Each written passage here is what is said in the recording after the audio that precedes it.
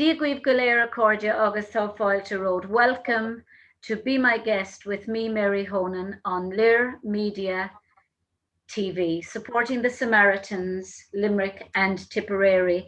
And I'm here with another very wonderful colleague of mine, Sheila Stevens. Hi, Sheila. Hi, Mary. Thank you for having me here. You're very welcome. You're in Hartford, Connecticut.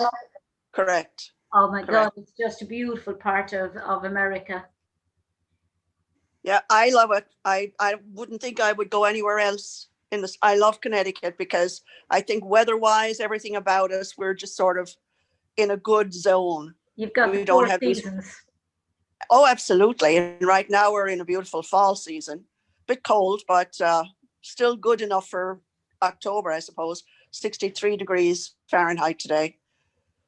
Wow. So, and this week it's going to be in the 70s, which is lovely.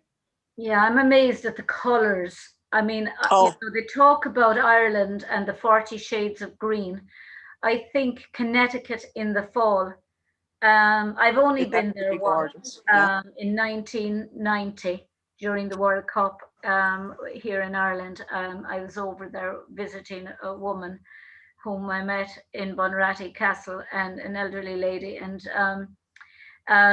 but I was just dumbfounded by the colours of the leaves on the trees. Yeah, it is absolutely beautiful. As a matter of fact, 2 weeks ago, we took a trip up to Boston on Route 84 going east, and we're all in the car going, oh my God, look at the beautiful color. That they were already, like, that was 2 weeks ago, and they had started to change. It was absolutely, it made the trip so much nicer.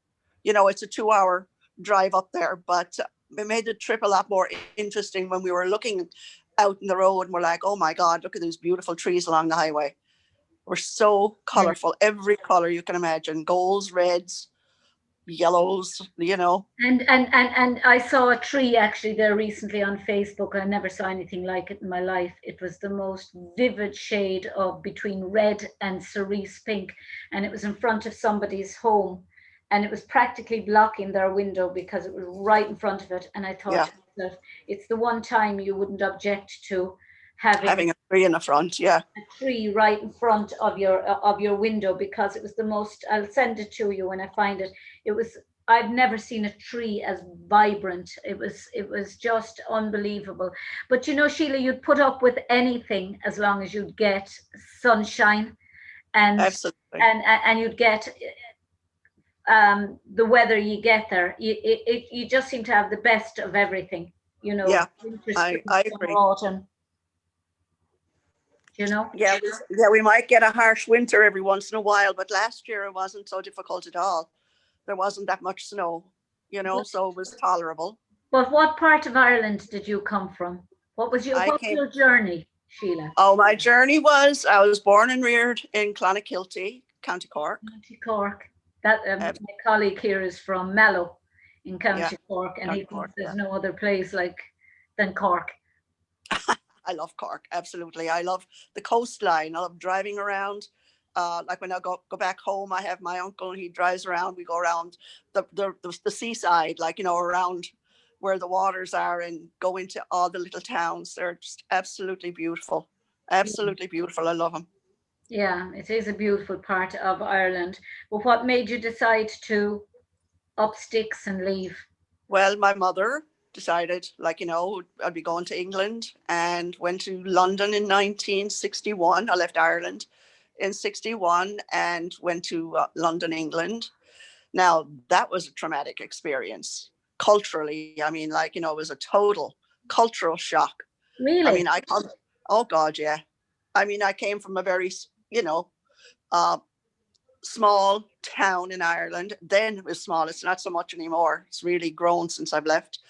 But it was like we used to win the tidy town competitions and all that. So we're very town proud they were.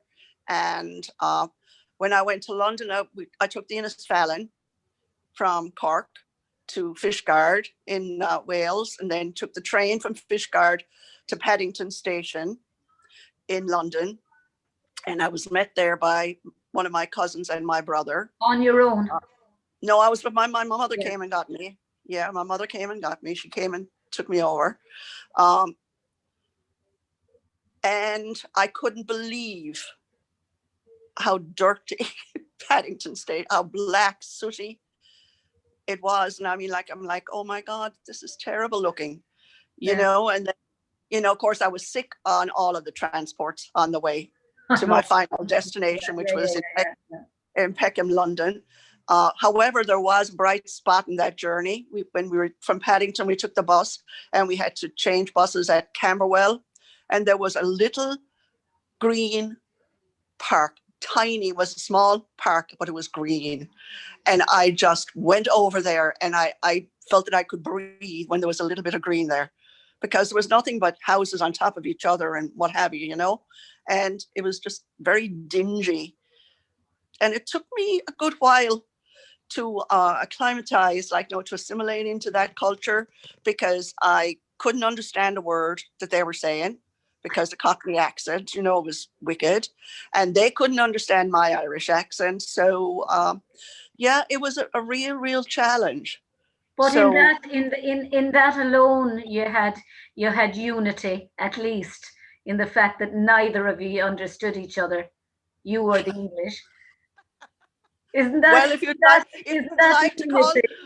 if you'd like to call that unity, well, you know, I took a job at Railbrook, which is a shirt factory, just so I could get used to listening to the language, listen to how they speak, and got used to it. I did finally, in 3 years, I was there for 3 years total, and I finally did figure out the system. I figured out the train system. I figured out the bus systems where I needed to go.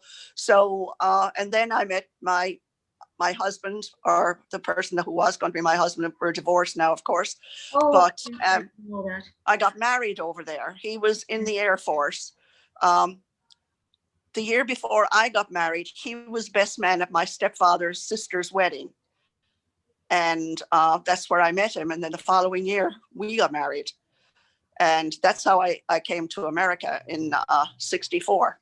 But isn't it funny? My poor mother was married. Well, they were married 33 years when they died. But in all that time, I don't think my mother understood my father. And, you know, because she had hearing problems all her life. But then with the radium treatment, her hearing and her voice went. But she'd always, at the best of times, as young as I was, when Dad came home, when I was 14 from England, and she'd say to me, "Mary, what's your father saying?" So I'd have to listen to you'd swear they were speaking a foreign language. You know, so I was used to interpretation at the youngest age, because I'd listen to my father and I'd say, why does everyone find it difficult, or find... My friends used to be looking at him in awe, because he was very dark, and he had the English accent, and I didn't see anything strange. But she used to say, "Tell me what's your father saying?" And so I'd have to repeat everything, and then you know, so it's just, I can understand how you feel there. But and she used to say the clothes didn't dry the same and the rain didn't fall the same in England. No matter how nice people were, it wasn't Ireland. Yeah. Well, I have the same, like, you know, America, I have to say, has been great for me. I've thrived here. And I mean, like I said, I was married. I went to nursing school and got my bachelor's degree in nursing, and I reared 2 children, and I have 3 grandchildren whom I absolutely adore, and started the Shamrock School of Irish Dance in 1977. So I mean, like, there were boundless opportunities. I know these opportunities would not have availed themselves if I had stayed in England or Ireland. And I felt America really freed me and made me the person that I am today. Yeah, Breda Pierce was saying that. She said when she went to Australia first, I think if my mother had that behind her, but she was a singer. My grandmother had been a dancer. If my mother had the Irish dancing community behind her, she might have settled in London.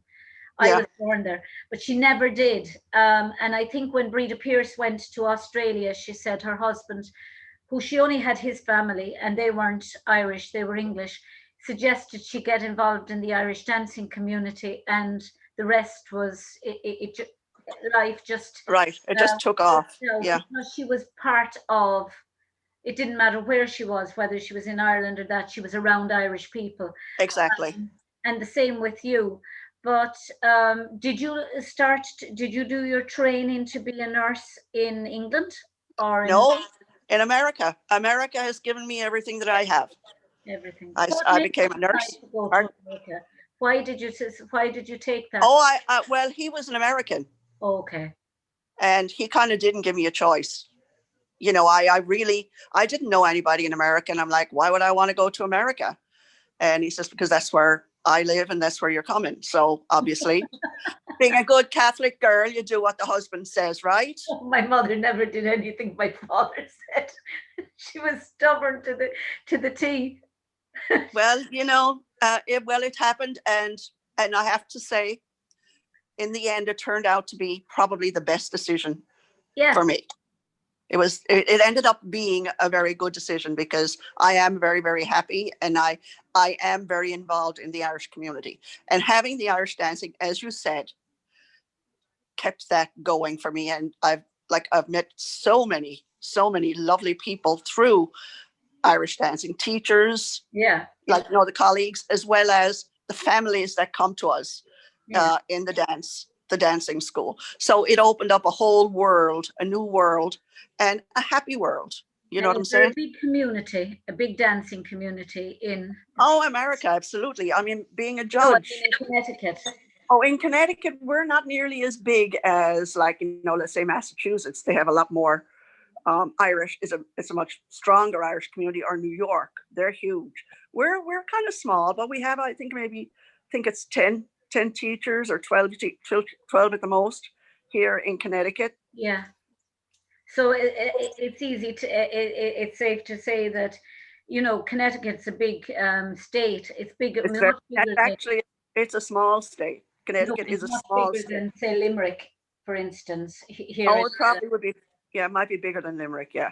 We've got a load of teachers, and then they're all great teachers, you know. So so it's very difficult to establish yourself here because there's so much choice and so much fabulous choice of teachers. You know, you could just they're coming out of the cracks in the walls.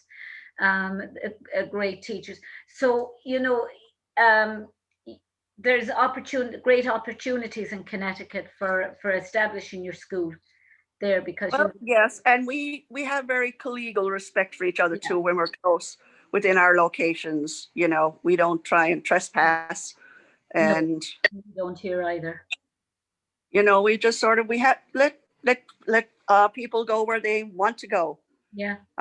Sometimes when you have a good student and it's like, yeah, you're very unhappy about it and you kind of feel betrayed. However, life goes on, and the way I look at it then is say, you know, I'm the one who taught you how to dance. So regardless of what you do in the future, I have played a part in that. I was the first person to teach you to do your jump 2 3s or whatever. And that's the person really. And that helps a little bit to cut the hurt a bit, you know. But that's the teacher, because it's the hardest thing in the world to teach a child the basics, because you're basically you're right, absolutely. You're basically saying to them, turn out your right foot, and then they look at you and you say, no, the other right foot. They're done that.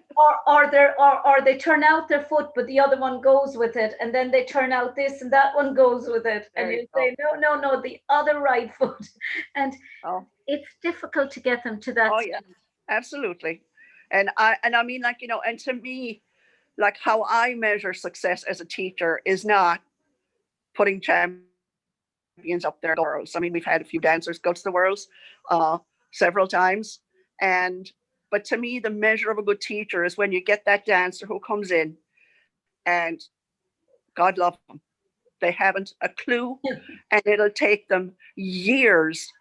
And like maybe after 5 years, you can stop and say, oh my God, they're finally looking like they're doing Irish step dancing. Yeah. That to me is a measure of a teacher. If we can get somebody who has absolutely no concept and no rhythm in their head or anything, and you can actually get them to look like they're actually doing the Irish dance, and they may never win a medal, but they're actually performing the steps, the feet are right, the music is right, and I'm like, and I go, okay, all right, you did a good job. To me, that's what a good teacher is all about.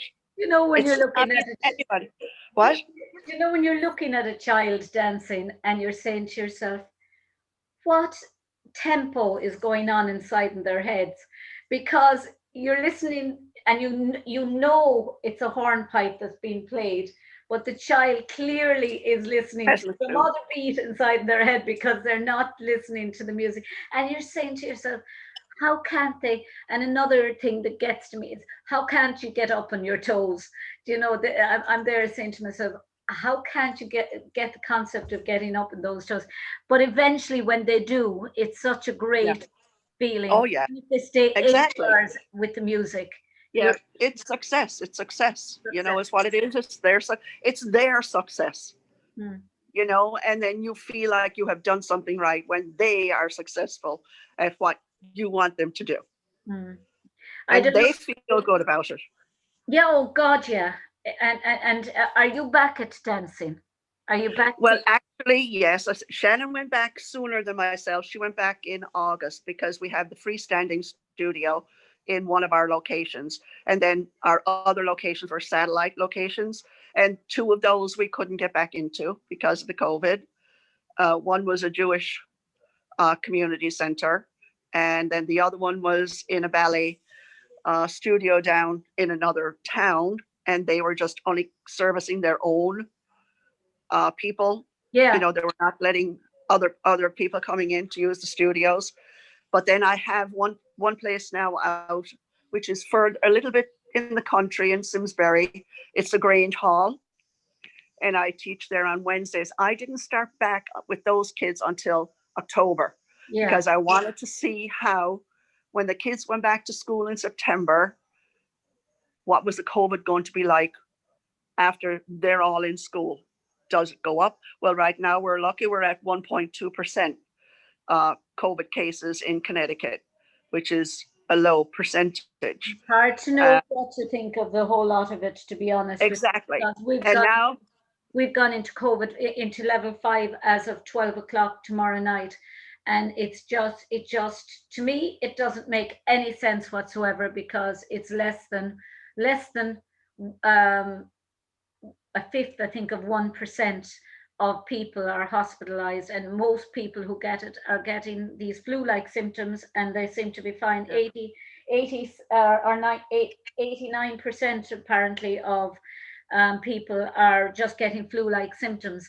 And we've opened up, the GAA are allowed to play, golf are allowed to play, soccer, rugby, all contact sports, but Irish dancing schools and drama and music theatres have to close. And it's just the most bizarre thing yeah, ever. We're only allowed to have essential goods. Do you know how bad it is here, Sheila? You're not allowed. I'm living on my own. I'm not allowed to have a visitor to my home, or even I in love that. or even Yeah. in my garden. But I can Wow. order in a Chinese, and the person can actually knock on my door and come into my garden and knock on the door and bring it. But I can't have anyone at my garden. But Oh, yet, that's true. yet the GAA can actually play, and they can travel from county to county with their managers and their players and their team. It's just it just, none of it's making sense. And Yeah. I hope to have Maurice Quinlivan on, who happens to be our TD, our Chuck the Dála, our minister, government minister, government official, with Sinn Féin. And it's not my party, I hasten to add, but I'm going to have him on to talk about the way the Irish dancers and the dancing teachers are being disenfranchised at the moment, because something has to be done about, or somebody has to bring it up in government about the way Yeah. the dancing teachers here in this country. We can't open a school. Yeah. Well, actually, here now, yesterday, the governor, Ned Lamont, has done something for the arts here in Connecticut. They've, like, a 900,000 or something funds available to them so that they can start performing again. Like, obviously keeping their aware of the social distancing and wearing the masks and stuff like that. But at least it's a beginning of recognizing the arts again, the Yeah, music, the music schools and the arts, like the dramas and stuff like that. But like for us, we can't have any more than like 6 kids in a class at a time. So that means we're teaching longer hours than we did, which means we're paying more hourly fees. So everything goes up for us, and the tuition remains the same, but at least we're able to do it. You know yeah. what I'm saying? Like, But when, I've been back now, like I said, since the beginning of October there, and class is going great. And I mean, like, before they walk into the studio, I take their temperature. I have one of those thermometers, the forehead ones, and I have the the hand sanitizer. So and the parents are not allowed in. Like, I mean, they were never in while I was yeah, teaching yeah, anyway, yeah, but they yeah. can't even come up to the studio now. They just have to drop the kids off at the door. And and then, but before they come, I have to sanitize the whole area to make But sure. it's just, in my view, it's pointless. The whole exercise is pointless of closing down countries, because it's a virus. Unless they they have never found a cure for the flu. They've never found really a cure for TB. It's hovering there waiting to happen. A friend of mine, a colleague of mine, actually, uh, his stepson, 16 years of age, was diagnosed with TB not long ago, because they're Filipino, and it's rampant in the Philippines. Yeah. And I mean, I think it's something that we're going to have to be conscious of: washing our hands, the hygiene, social distancing, and all that. But I think people have to get back. There's the rise in suicides is Yeah. just, and nobody's talking about it, from just total depression, feelings of hopelessness, and that's far worse, I think. Well, it's you're caught between a rock and a hard place. Like, you have to be mindful of the safety Yeah, of everybody. You know what I'm saying? absolutely. And sometimes you have to take that hard, make that hard decision to do what's best for the many, not just the few. Yeah, but You know what I'm saying? we've had lockdown. This is about our third lockdown at different stages. We've been stage one, we've been stage two, then we were stage three, and we've gone from stage three to stage five. And they don't know what will happen after 6 weeks. They have no contingency plan after 6 weeks. So it's just, I mean, I think everyone is just at a loss in this country about what's Mhm. going on. But Sheila, how did you start? How did you decide when you went to America? What when you actually landed in the States? Did it help that you had actually left Ireland and gone to England and found it such a culture shock? So it wasn't such a culture shock for you to go to America, Correct. or Correct. It was very easy for me to assimilate into the American culture. Well, America had many things in favor of. It's kind of like, it was open space, had an awful lot of trees, an awful lot of green, kind of like Ireland. So there was that kind of connections, like, oh, this is not just all buildings and buildings? dark, black, Okay. sooty places. Yeah, yeah, It was clean. It was lovely. No, it was very easy for me to assimilate. And the American people, I mean, I understood them. Their language. I mean, it was like, not a bother at all. I mean, they understood me, even though they said I spoke with an accent. Um, but that was perfectly fine. They were very accepting and very willing to support and help in my endeavors, like when I was going for nursing school and stuff like that. My fellow students, we get a core group where we would study together, and all of that helped. And of course, then I had people who would babysit the girls while I was in school because my husband was still working. I stayed married for 11 years, and actually it wasn't until after my divorce that I, really, that's when the school, I started the school in 77. I got divorced in 75, and I started the school in 77. That opportunity presented itself when my children's dance teacher, Kathleen Rondo, decided to move to Florida. And she asked me if I would like to take over the school because I used to help her occasionally and do the class when she was on holidays and stuff like that. And I thought, oh God, it was never a thought in my head that I would ever do that. But I said, well, I can give it a try. What do you've got nothing to lose, right? So I did. And I think we had like 10 students to start with. And I was teaching in one of the halls that she had taught in. And after the first year, I thought, yeah, I think I could do this. So that's where it all began. That was in 1977. And here I am 40 something years later, still doing it at the age of 76. Oh my God, you don't look 76, Sheila. And I'm not. Oh God, Mary, there are days when I feel it. Let me tell you, the body lets me know that I am. But Sheila, it must have been difficult to have, say, okay, you took the journey from Ireland to England, and that was a culture shock. And I know there are magnificent, I'll stand up for England now as someone who was born there, but there are magnificent green places in like Devon and Cornwall and places like that. You just happen to land in London where it's all concrete jungle.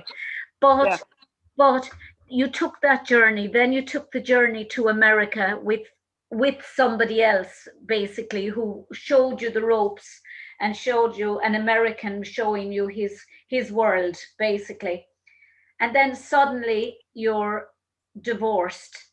That must, the choice to get a divorce and the process of getting it in another country must have been, you were very brave because you were suddenly on your own, probably for the first time. Well, actually, Mary, I always consider that my divorce was the start of my life because I was a free person. I was making my own choices of the direction of my life, what I wanted to do, where I wanted to go. I didn't have to get permission to live, so to speak. And, I seriously always consider that the first day of the rest of my life was when I finally said, I'm unhappy and I really don't want this anymore. I said, I want a divorce. And, he was a very domineering, controlling person. And now the decisions I've made have been good, thank God. I had a good mind, so that helped a lot. And I have the support of very, very good friends. Without good friends, you're nowhere. Yeah, you need to have people backing you up and supporting you, and going out, socializing, having fun. And now I'm here, and I have, like I said, two beautiful daughters. One lives in Florida, and the other one lives just on the other side of town for me here in West Hartford. And the grandchildren, I absolutely adore them. But they're all grown up too. The youngest now they're 21. So they're young women voting, would you believe, this year? For the first time.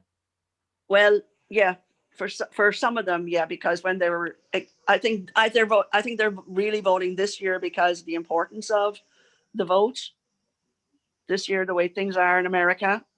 And yeah, I've sort of encouraged them that it was very important that they do vote this year.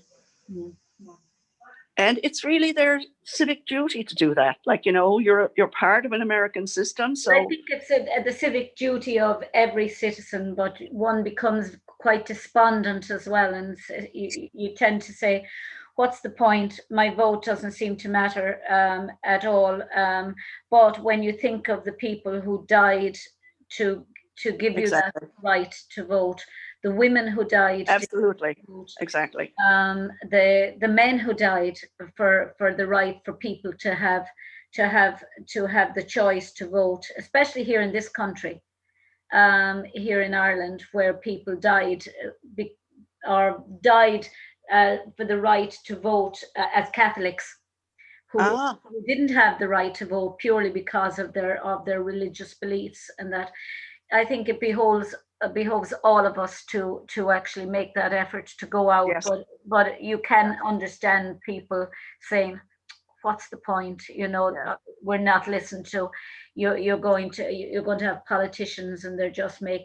they're just making money off our backs all the time, and Right. you I know. know, but I've always made that effort. I vote in the primaries. I vote in all of the, uh, So because you're I a, think it's you're a important. citizen now of the United Oh, States. yes. I was actually, because I was married to an American airman, I was able to get citizenship after 4 years. I didn't have to wait the 5. And Oh, I was already vetted coming over here, because you have to go through a tremendous background check before you marry an American over there. yeah. So I was vetted before I got here, and I got the green card right away, obviously. And then after the 4 years, I got my citizenship. Yeah, And as my such, my father's first cousin, Madeline Honan, she married an Air Force, uh, Edwin Moses was his name, or a general in the American Air Forces, and she was the same, vetted, um, having before, yeah, vetted and everything. But it's just, and it's rightly so. I suppose you have to be careful when you're giving citizenship to somebody, that but it's pretty obvious, Sheila, that you're not going to be a danger to to the America, no, no. no, no, no. I love America. I really do. I love Ireland. I didn't love Ireland as much when I lived there, but I love Ireland now. That's But an interesting question, I think, the subject. Do you think that people, Irish Americans, or people who Irish who are living abroad, tend to connect with their Irishness uh, absolutely, more because I they're agree. away, and certainly more than, say, those of us who are living here? Do we take things for granted? I know I took everything for granted. When I'd come over here, and like people say, "Oh, you're from Ireland? Oh my God, that place is a beautiful country." And I'm like, I'd say silently to myself, "Really? I never noticed," because I took it for granted. It was there, but I never saw it. I was just it was just part of my where I was, Your and I identity. I had to go back as a tourist to actually see Ireland, because when I went back to the family, I just stayed with the family. I didn't, just do around town kind of touring a little bit into the small towns. But I actually took the dance school a few times on a tour of Ireland, so I was able to see a lot more of Ireland. And then going over, like, for judging and stuff like that, wherever, like, I judged the World's 2010 in Glasgow. So that was really nice. But I had gone to Glasgow before with one of my dancers, and we did the hop on, hop off tour Okay. there. And uh, that was awesome. And Joe Harrison, he has placed every time that he went to Worlds, even his very first Worlds, he placed 18th. And my friends like over there say, "No, Sheila, the first time, it's not easy to place, so don't be too disappointed." And I'm like, "That's okay." I said, "He's here, and it's a good opportunity for him." But he did place 18th, and he placed every year that he participated in the Worlds. So that was good, and I loved going with him and his mother. It was just his mom and himself that would go. His dad never came, but he was a supporter of it, obviously. Yeah. But it was a good. The whole thing has been a good experience. My whole life, like I said, I had the freedom to be able to do these things. I don't have to ask permission to travel. You You have know, you don't have any pets. no, Well, that gives you great no, freedom. that would be very it would be very unfair. Everybody, I mean, my Shannon has my daughter has a dog. My granddaughter Mairead has just a cute little baby dog that she just got. So I can get over there and get my pet stuff, done. I But have three it dogs, would be and fair. I have three dogs, and it's like having three hyperactive teenagers, or even preteens. Yeah. It's It just wouldn't be fair, Mary, for me to have any pets because I'm away a lot. I go away judging on the weekends a lot. And I would have to be putting them in yeah, I in find it hard. I don't wouldn't put them into kennels, but I find it hard now. I have to say, but still, I can't stop taking in animal pets. yeah, yeah, They just turn up at my door. I don't know. They have a sixth sense that they've found a fool in me. But Sheila, have you seen much of it? You must have seen a huge change in Irish dancing over the years, oh Lord, yes, absolutely, for the good absolutely. and for the And bad. actually, I like it, but there are parts of it now that I find a little bit too robotic, mechanical. Mm. Like the grace, the art Yeah, yeah, yeah, yeah. is kind of like going a little bit. We're all here for pound. I'm not into pound. Sorry. But yes, there are changes, but I still love it. And even when those heavy sounds are done correctly and the music and the dance just connect properly at each little niche, it's beautiful. But sometimes there's too much packed in, and they'll be the ones to tell you, no, it's not off time. It's just not quite on the rhythm for me. It's It's not not. on, It's not. it's It's not not dead true. on Yeah, yeah. rhythm. Everything has to flow. It has to speak. The music, the dancing is the story for the music, and it all has to connect together. But that's exactly what I look for. I mean, the one thing I miss is, and I look for, is the story being told, because the music is there um, to allow the story to be told through the Right. beat. And Through the if sound. you're just filling every beat in with rhythm, then you're not telling the story. Because like Tony Tyrrell, a friend of my friend, Lord rest him, Tony used to always say that he always craved the Kilkenny races, the Bonaparte Exactly. Street, the downfall of Paris, all looking like, when you're looking at it, you can see the story being told in the feet. Now it seems to be, there's a lot. Now you will see some children come out in front of you and you think, oh my God, they ooze style, they ooze grace and naturalness. Yeah. Um, but there's a lot of trying to jam pack, and rhythm is beautiful, but rhythm has its place. Everything Right. has its place in trying to tell that story Yeah. that you have Exactly. in front of Yeah. you.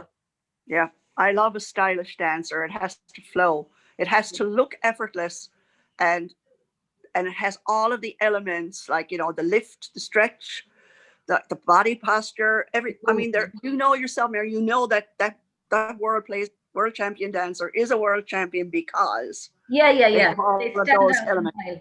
They stand they out have from mile. all of those elements going, Yeah, yeah. you know Yeah, but I mean movement as well. I mean, I just think there's a, a bugbear with me is a reel masquerading as a slip jig, and it's clearly a reel, and you're looking at the movements and you're thinking, no, that's not a slip jig. right. And I and yes, Exactly, they I might agree with you. be able to do it beautifully, and they might be doing it beautifully, but it's a slip jig is so much more graceful and Exactly. much simpler. It's all about movement and style and Exactly. grace, and the same with a hornpipe and a jig. Yeah. A hornpipe or a jig masquerading as a hornpipe. I like them to be very definite. Yeah. I like this new thing that they've been out now doing, the traditional hornpipe.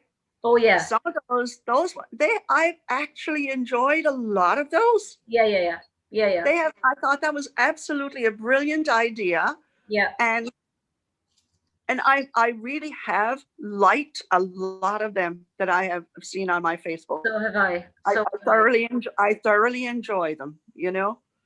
there's a teacher in Chinese. I think she's Chinese. I think she. Oh no, she's the first Japanese teacher. She did a St. Patrick, her own version of St. Patrick's Day, which I thought was very nice. Her rhythm was great. Her timing was. She did it on Michael Dillon's page. I saw it, and I thought, wow, that's really nice and unusual. And I think she's the first Japanese TCRG.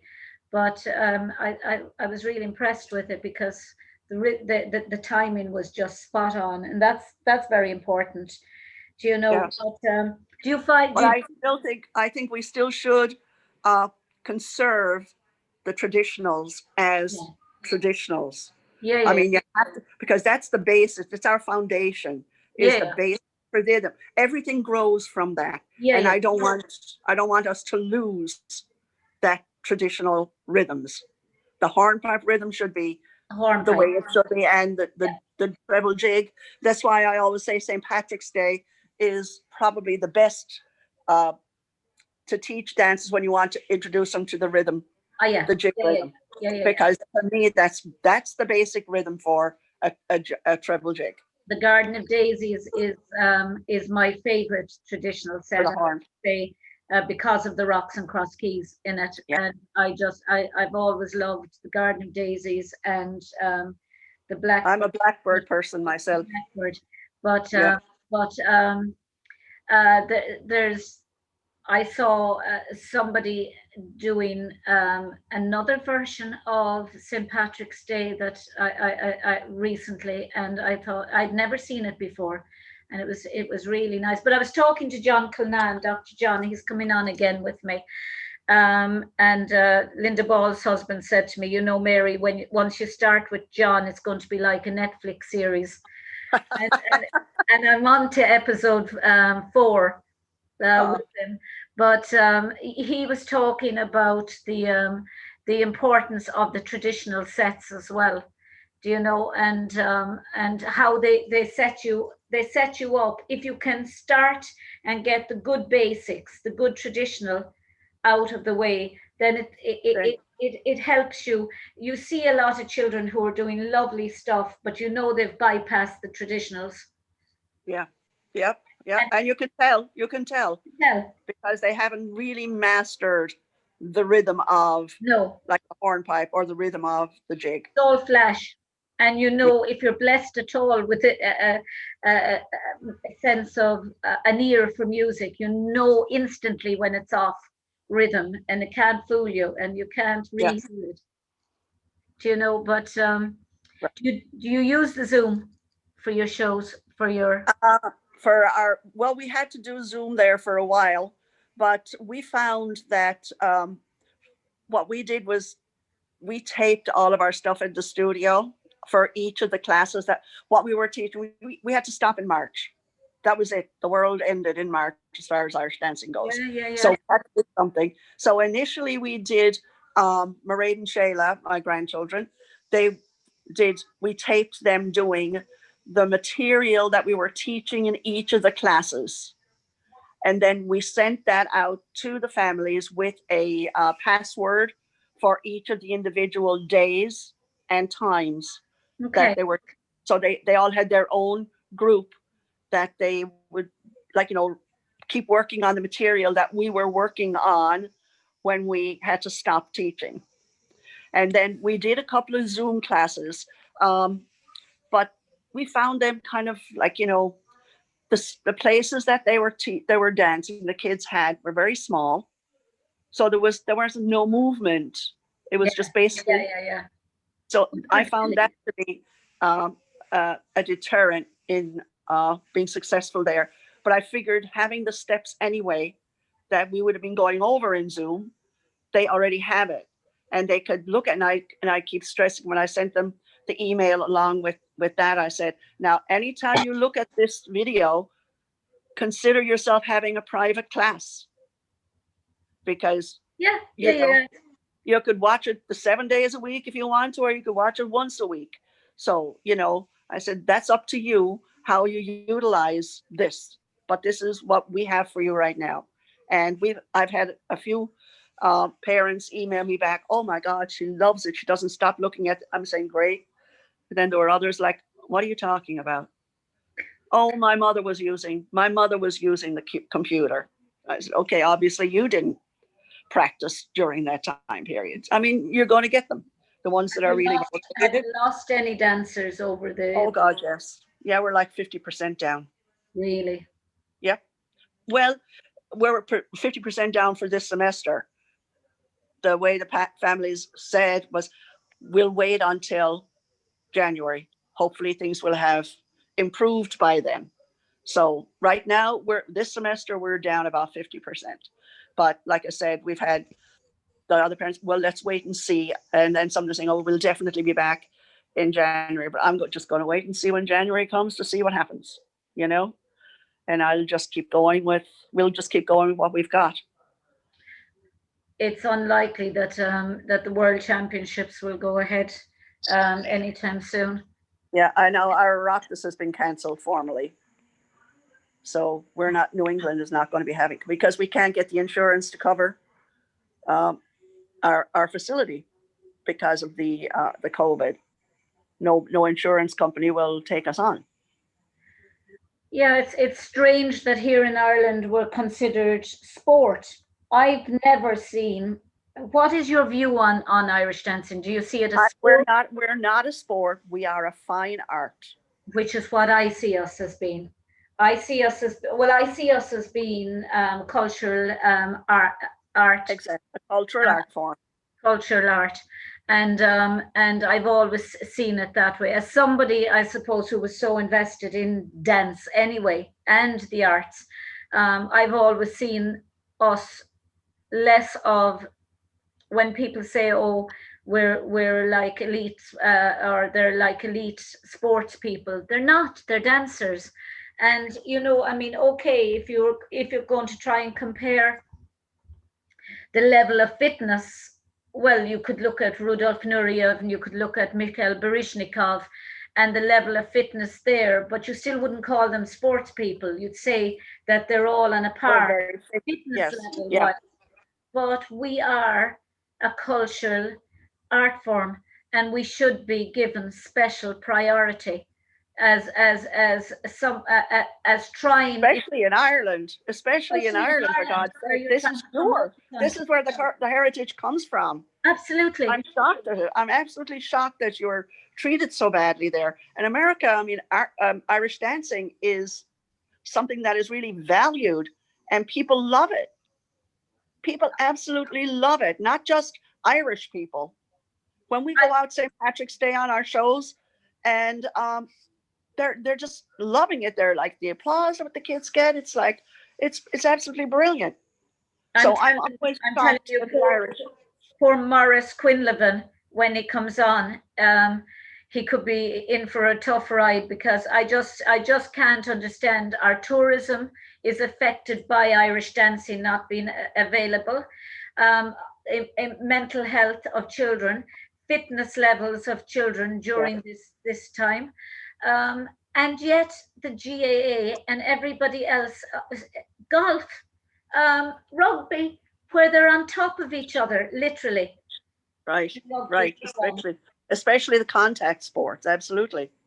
And yet an Irish dancing class has been treated, for some bizarre reason, as sport and as a fitness activity. Yes, it's a fitness activity, but more than that, it's cultural. It straddles so many crossovers, if you like, between culture, between art, between dance, and between tourism. Yeah. I mean, it does require a good lot of energy and strength. And you see, that's the nice thing about it. It still retains the art, even with, like, stamina. I mean, like, yeah, okay, stamina is great, but is that what dancing is about? Is stamina? No. No, it's about the art. It's That's it. about the art of the performance. You know, you can have all the energy and all of the stamina and not be a good dancer because No, you haven't, you don't feel it in your heart. You don't feel it in your whole body. What this is, that's the exactly it, connection, Sheila. the connection between the music and the steps that you're doing. You Yeah. have to feel that connection to make that an art form. It's like when you look at Fred Astaire and Gene Kelly. For me, you Oh, could they're brilliant. they're Yeah, two, but they're two very different styles. And for me, Gene Kelly had everything. He had yeah, he felt, to me, there was nobody felt the music. There was nobody was the performer that he was. And the Nicholas brothers. I mean, my God, they oozed every inch of that. They told the story just in their feet, and I just think you can have, as you said, you can have a dancer that can be incredibly fit.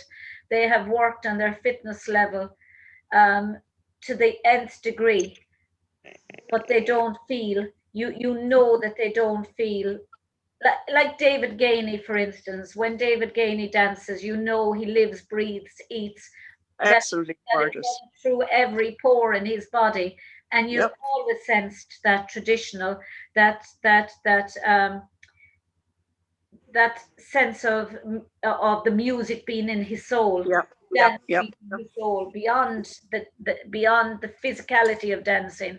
yep. And you can sense that when you see certain dancers that Absolutely. There's been a few of them now with that and that on with David, and you could tell the ones that you absolutely love, and then you find out that they're already, like, in the top in the world.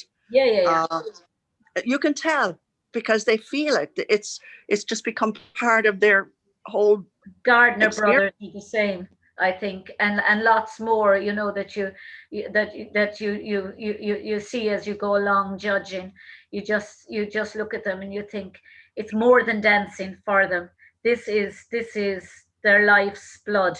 This is what makes them tick, and Exactly. and this isn't just something that is athletic. It's in the soul, and it's hard to explain. but Right. but Sheila, what do you think of, and I asked um, Paddy O'Donnell this, and I don't know, did you listen to Paddy O'Donnell and Deirdre's interview? No. I said about the platforms, the open platform, and Paddy said, I knew he didn't understand what I was saying. He said he was thinking back to the 70s and the high platform shoes. And he said, I'm thinking, yeah, yeah, yeah, yeah, they're nice. They make your feet look, your legs look longer and all that. You should listen to the interview. It was hilarious. But But he's hilarious anyway. Sheila, I nearly died. I knew myself and Deirdre were nearly choking Oh, at he's the all thing. right. He's lovely. He's a great fella. He's so funny. But I interviewed him years ago as well for radio. But this is the first. It was just such a funny. It was just such a funny interview. But what do you think of the open platforms, especially in Connecticut, where there's only 10 teachers and probably not as much of an opportunity for competitions as We have enough. We have enough have you enough? companies. Yeah, absolutely. Open platform, you mean other other organizations? Yeah, just allowing Well, everybody to judge everyone's competitions, and to dance at every competition. It was Niall well, O'Leary who brought the question. unfortunately, we are still attached to the CLRG rule on that. Oh yeah, yeah, yeah, yeah. So I don't want to lose my uh, membership by, No, no, you no, know, no. I don't think that was what Niall was saying. It was just that when John Conan, Dr. John was talking about it, he was saying that initially in the 60s and 70s, he was on commission, and he said was one of the founders of it, but he was also oh Kogol, God, so were the O'Rourke's, and so were the and so were the Nolans. He said, hard to believe, Mary. He said, everybody was both. And then Kogol split, and they wanted him to split with them, and he wouldn't. So he stayed Commission. Commission. And Cork split in the sense that some families didn't fell out and everything over it. Limerick, everyone stayed with Commission. So I never knew anything other than Commission. Yeah. And I would never, ever be anything other than Commission. But Niall brought up the subject about for places like France or Germany or the emerging countries to allow them to have more competitions if everyone was able to just compete at competitions, then it would allow for the development of Irish dancing in Europe or in small areas where there weren't a lot of teachers. Yeah. Well, absolutely. If it means, like, I mean, that's our goal, isn't it? To perpetuate the art of Irish dancing wherever we can. But like, it's these stringent rules that we have to abide by that kind of is an inhibitor when it comes to trying to proliferate the culture. Yeah. That's so true, because we were talking about the association rule, which I have no problem with, because I in one respect I understand how the Commission have the association rule, because you have to show a sense of propriety and honesty to parents. But I also understand people like Gary, who was, when he was on, and Terry and Philip were saying, but it prevents you from making a living. Well, the association rule as it is at CLRG, I think it's fair. Yeah. I mean, they've kind of like, changed it a bit, because it was really a little bit outrageous the far out way that they went. And I think the modified version is okay. I mean, let's face it, we're human. If you know somebody that you've done a workshop with, and you want to keep going back there for that workshop, and you're judging those kids, you're not going to give them last place now, are you? No. Well, I mean, human nature is human nature. Exactly. But I suppose if anything, you Zooms and things like that have shown is when you look at the likes of Jimmy Smith from Kerry, and he comes on and he shows you the Molyneux steps. Yeah. And you say to yourself, that's fantastic. You can learn the Molyneux step by watching Jimmy, or you watch the traditional sets or the traditional hornpipes, and you're learning from each other. And you think the way forward with any organization is through learning from one another, through sharing, and and yet I understand 100%. I would be for all for creating an outward impression of honesty. And I can understand why the Commission felt the need to bring in this association rule. I don't know what the solution to it is. Do you feel the same as me? Yeah, I suppose there could be a little bit more, it could be looked at a little bit again, and be not as stringent, as even though it's less stringent now than it was before this latest change. But like you said, human, and anyway, people are going to do what they want anyway. This is it. You can't legislate for honesty. No. Or dishonesty, or I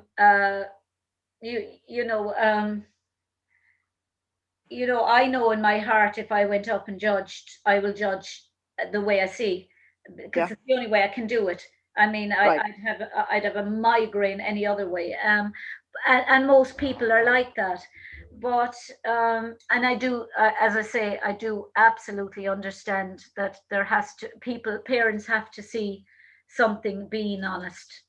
Yeah, But right, absolutely. on the other hand, I do absolutely see what people say when they say the likes of, say, Maura Clerkin was talking to me, and she's kind of like me, and that, um, and and then others are saying, but it's preventing you from bringing somebody in the likes of, say, and learning from, say, the likes of Jimmy, coming in and saying, oh, here's a Molyneux step, or here's a step I learned from somebody else, without fear of them being associated with you. Like ballet schools can bring in Yeah, people. yeah, Or I understand that concept, all right. yeah, But I think it's only critical. I only think it's critical actually when you're actually doing the majors. Like, no, the traditional stuff is traditional stuff, no matter where you get it from. But like, the when you're judging like the worlds or regionals, I think there has to be some kind of I do. Yeah, protection yeah, yeah, for all of the dancers. You know that yeah, everybody is treated equally. And that's why I love going into places I have no idea who the dancers are. I yeah. absolutely love it. But Sheila, where to now with Irish dancing with you? What? How's it going with you? Do you think that the Uh, competition will start up again soon? I don't see anything starting. I mean, there are a lot of small feshes happening now in the general area, like New York. There's a fesh. The Heritage has a fesh coming up next Sunday. It's an outdoor, only 200 competitors. And actually, a couple of my dancers were successful in getting into that. But I won't be going. But there are small pockets of it starting. Like we usually have a fesh in February, um, and we've already decided that's not going to happen. Not We're still at only 50 congregating indoors. In February, we're not going to be having an outdoor fesh. So, and it would be very, very difficult. And the facility we normally get there is very expensive. Very expensive. Is like $6,000. Actually, that was the cheapest one. They were up higher than that, and I got them down to 6,000. But $200 is not 200 students is not going to pay for the facility, the judges, their hotels, their fees.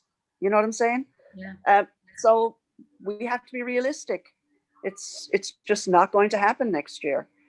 We'll no, just have to wait until 2022, and hopefully this thing we'll have a vaccine and we'll be all grand. that's so Irish. Would be all grand. Yeah. But would so safe to say it was the best decision you've ever made in your life to go to the United States.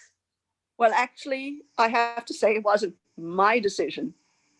Really, when you think about it, if I had my choice, I would have stayed home, stay back where I knew people and my family was there. But having said that, my forced decision what ended up being the best decision in the end. I just decided, well, I'll just do the best I can. I didn't know a single soul. Bill's parents and his grandmother did come over to London for our wedding, but she wasn't very friendly. I mean, I took her baby behind her back. I took her baby away. What is wrong with mothers? Of sons, I know, mothers of sons. Yeah, and she wasn't easy, but you know what? I just did what I needed to do, and I just kept surviving. And like I said, in the end, it ended up being very good. Like I was well able to support myself and my family, and I had my nursing career, which I absolutely loved. I made an awful lot of very, very good friends there. They always had my back. When you have teenagers and you have Yeah, to bounce off of somebody, they were always willing listeners and gave a lot of support. And I still am friendly, like after 40 years, with some of those same people that I first when I first started nursing. And then, of course, the Irish dancing community opened up a whole new world for me. You know, even though we are not a big school ourselves, but having, you know, being a judge, that helped a lot because I travel a lot and I get to see a lot more people. Yeah. And, you know, that opened up, like I said, another whole world of joy. Yeah. It's it's a crazy world we're in the Irish dancing world, but we wouldn't want it to be any other way. No, no, it We has could been keep very good going. to me, I have to say. And I'm, like I said, I'm over 40 years teaching now, 43, going on my 44th year. And I'm yeah, teaching I since have to say, 80, I'm teaching since 82. oh, I've been teaching since 77. I've been teaching since 77, but I got my certifications in 1980. 82 I got it, Yeah. in 82. Yeah, with Maya Walsh, the two of us did I think Michael Dillon did it the year before. He was saying, or no, I think he may have actually done it the same year as me. But Sheila, it was an absolute pleasure talking to you. And to you too, And Mary. Thanks very much for having me. I had no idea what this would entail, but thank you. it's great. It was an hour and 15 minutes Oh, really? and it flew. That went quick. Yeah, I just looked up there. It's 5:15 here in the Oh, evening. So, so it's 12:15 here. but Sheila, thank you so much and continued success to you and the Shamrock School of Irish Dancing Thank you very much, and love. all You in take the care of United yourself. States. God All bless. right. Got it. Bye bye. Bye bye.